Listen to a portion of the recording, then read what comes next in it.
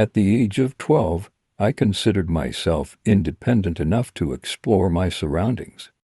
Living in a quiet neighborhood with a dense forest nearby often felt like an adventure waiting to happen.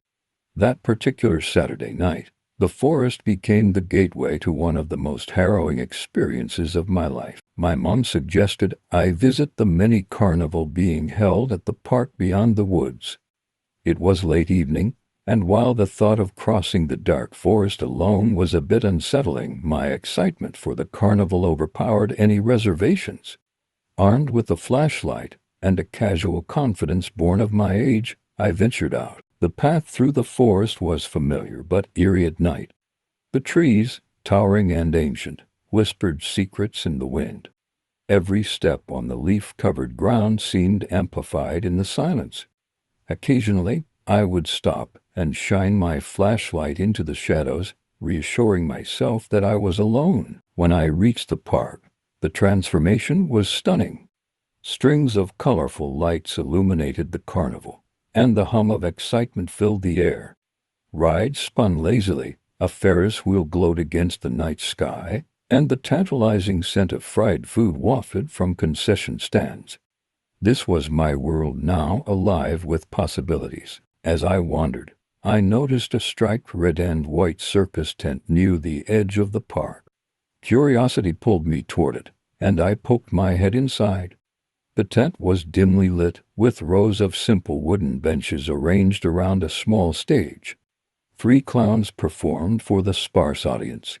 One juggled brightly colored balls, another pedaled around on a tiny tricycle, and the third danced erratically, occasionally stopping to wave at the audience. I watched from the entrance, half amused and half disinterested, until the dancing clown noticed me. His painted face froze for a moment as he locked eyes with me. Then, with exaggerated movements, he skipped toward me, waving his hand and beckoning me to come closer. His red mouth, painted into a permanent smile, seemed to stretch unnaturally wide as he gestured insistently. And settled, I shook my head and backed away. His eyes, dark and glittering behind the makeup, lingered on me as I turned and walked back into the carnival. I tried to shake off the strange interaction, telling myself it was just a performer trying to engage with the crowd. For the next half hour, I immersed myself in the games and rides, even running into a friend from school. Together, we played a few rounds at the shooting gallery and shared a bag of cotton candy. The strange clown incident faded from my mind as the laughter and lights enveloped me. As the clock edged closer to closing time, the crowd thinned, and the carnival began to wind down. I waved goodbye to my friend and started making my way back toward the forest. The thought of the dark trail ahead filled me with unease, but I reassured myself that it was only a short walk. I froze, my flashlight beam shaking slightly as I turned. It was him, the dancing clown from the tent. He stood a few feet behind me, partially obscured by the carnival lights. His painted smile seemed even more menacing in the dim glow. "You didn't want to come into the tent earlier," he said, his voice unnervingly soft. "How about now? I can show you something special. Backstage." My heart began to race. I stammered a quick, "No, thanks," and hurried into the forest, my flashlight carving a path through the dark. Every few steps, I glanced back. He hadn't followed me. He just stood there watching, his silhouette a frozen specter against the carnival lights. The forest was quieter than before, the absence of chirping insects amplifying the sound of my footsteps. I was about halfway through the trail when I heard a soft crunching of leaves behind me. My breath hitched as I turned the flashlight around. Nothing. I quickened my pace, my pulse pounding in my ears. Then a sound broke through the stillness, a faint, high-pitched giggle. I spun around, and there he was. The clown stood just at the edge of my flashlight's reach, his painted face partially illuminated. He wasn't walking. He was standing completely still, but his head was tilted to one side, as though observing me with childlike curiosity. "Why are you running?" he called out, his voice sing-song. "We're just having fun." Panic surged through me. I bolted, the flashlight bouncing in my hand as I stumbled over roots and rocks. The giggling grew louder, closer. I dared a glance over my shoulder and saw him chasing me, his limbs flailing unnaturally, his painted grin never wavering. "Don't leave yet," he shouted, his voice echoing in the trees. I pushed myself harder, my lungs burning as the trail stretched endlessly ahead. The flashlight slipped from my grasp, but I didn't stop to retrieve it. I could hear his footsteps, now erratic and fast. The faint glow of the neighborhood lights finally appeared through the trees, spurring me forward. As I broke through the forest's edge and onto the street, I risked the final glance back. The clown stood at the tree line, his figure barely visible in the shadows. He didn't step out. He just stood there watching me, his painted smile gleaming faintly. I raced up the steps to my house, flinging the door open and slamming it shut behind me. My mom, startled by my entrance, asked what had happened. I couldn't tell her. I muttered something about jogging home and fled to my room, locking the door. That night, I couldn't sleep. Every time I closed my eyes, I saw his face, his grin, his wild eyes staring through the darkness. For weeks, I avoided the forest altogether, even during the day. The memory of that night haunted me, the quiet laughter and the distant figure at the edge of the woods. I never told anyone about the clown, not even my friend who had been at the carnival with me. I feared they wouldn't believe me, or worse, that they'd think I was just a scared kid with an overactive imagination. But I knew the truth. Somewhere in that forest, he was still out there, waiting for the next curious soul to wander into his path.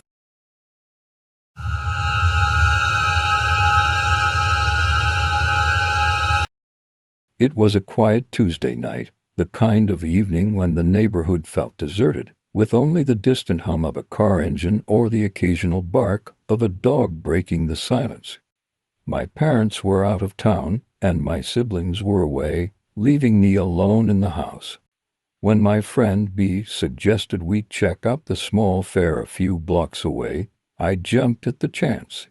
It seemed like a fun way to break the monotony of the evening.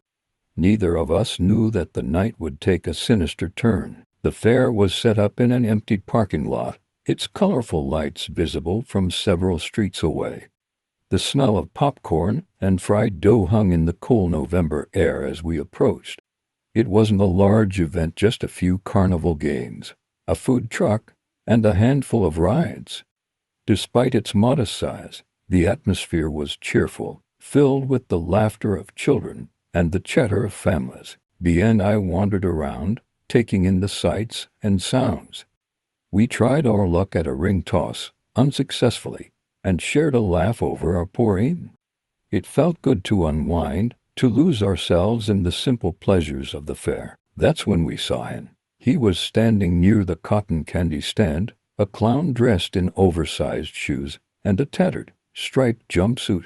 His face was painted white with exaggerated features, a bulbous red nose, a wide smile, and dark, hollow eyes that seemed to pierce right through us. He didn't speak, but his body language was animated, almost exaggerated, like a mime. He bopped around on the balls of his feet, waving his gloved hands and making silly motions, as if trying to entertain passers-by. At first, we thought he was just another performer. But as we moved through the fairgrounds, we noticed him again. He wasn't performing for anyone. He was standing a little too still, his gaze fixed on us. A cold shiver ran down my spine. "Creepy, isn't he?" B muttered, nudging me. "Yeah," I replied, trying to shake off the unease. "Let's just move along." We made our way toward the exit, deciding we'd seen enough. As we walked, I glanced over my shoulder and saw him again. He was following us, keeping a distance but unmistakably trailing us through the sparse crowd. His gait was deliberate, his head tilted slightly, as if curious about us. "He's still there," I whispered to B. B glanced back and grimaced. "Let's just go." He's probably just trying to scare people for fun. We quickened our pace, stepping onto the quiet street that led back to my house. The fair's lively atmosphere faded behind us, replaced by the stillness of the neighborhood. The sound of our footsteps echoed off the pavement, accompanied by the occasional rustle of leaves in the breeze. We were halfway home when we first heard it, the sound of footsteps behind us. They were faint at first, blending into the background noise, but then they grew louder, more distinct. We stopped and turned around. There was no one there. "Did you hear that?" I asked. He nodded, his eyes scanning the darkened street. "Yeah, maybe it's just someone else heading home." We resumed walking, but the sound came again, this time closer. I felt my heart rate spike as I turned once more, my gaze darting to the shadows along the sidewalk. Again, we saw nothing. "Okay, this is getting weird," he said, his voice shaky. "Let's pick up the pace." We started walking faster, our heads swiveling back every few steps. The footsteps continued, always maintaining the same distance, as if whoever or whatever was following us wanted us to know they were there. As we approached my house, the streetlights cast long shadows across the lawns. I fumbled in my pocket for my keys, my hands trembling slightly. That's when he nudged me hard, whispering, "Look." I followed his gaze to my neighbor's yard. There, crouched behind the bushes, was the clown. His painted face was partially obscured by the leaves, but his dark eyes glinted in the dim light. He didn't move, didn't make a sound, he just stared at us, the painted grin on his face frozen in place. "Oh my God," I breathed, panic setting in. As if sensing our fear, the clown slowly rose to his full height, stepping out of the shadows. He began walking toward us, his movements deliberate and slow as if savoring the moment. "Open the door," he hissed. My hands shook as I fumbled with the keys, trying each one in turn. The clown was getting closer, his heavy steps echoing in the silence. Finally, the lock clicked, and we shoved the door open, slamming it shut behind us. Inside, we locked the door and turned off the lights, hoping to create the illusion that no one was home. Bea and I crouched in the hallway, our breathing ragged. "What do we do now?" Bea whispered. I pulled out my phone and called my parents, explaining the situation in a hurried whisper. My mom's voice was calm but firm.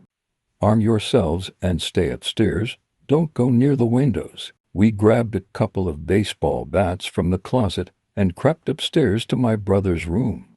From the window, we could see the clown standing in our driveway, staring up at us. His posture was eerily still, his head tilted as if studying us. I shut the blinds, unable to bear the sight any longer. Bea and I crouched in the corner, gripping the bats tightly, our hearts pounding in unison. After what felt like an eternity, I peeked through the blinds again. The driveway was empty. The clown was gone. "Do you think he left?" Bea asked, his voice barely above a whisper. "I don't know," I replied. "He could still be out there." We stayed awake for hours, listening for any signs of movement outside. Every creak of the house, every rustle of the wind, sent chills down my spine. When morning finally came, we ventured downstairs, cautiously checking the windows and doors. There was no sign of the clown, but the fear lingered like a dark cloud. For weeks, I couldn't shake the memory of that painted face staring at us from the bushes. Every time I walked home after dark, I found myself glancing over my shoulder, half expecting to see him lurking in the shadows. Bea and I talked about the incident a few times, trying to rationalize what had happened. Was it just a sick joke, a prank taken too far? Or was there something more sinister at play? We never found out. The fair left town a few days later, taking with it the lights, the laughter, and the clown. But the terror he'd brought to that quiet Tuesday night stayed with us, a chilling reminder that sometimes the scariest things aren't confined to haunted houses or horror movies. Sometimes they're waiting just outside your door.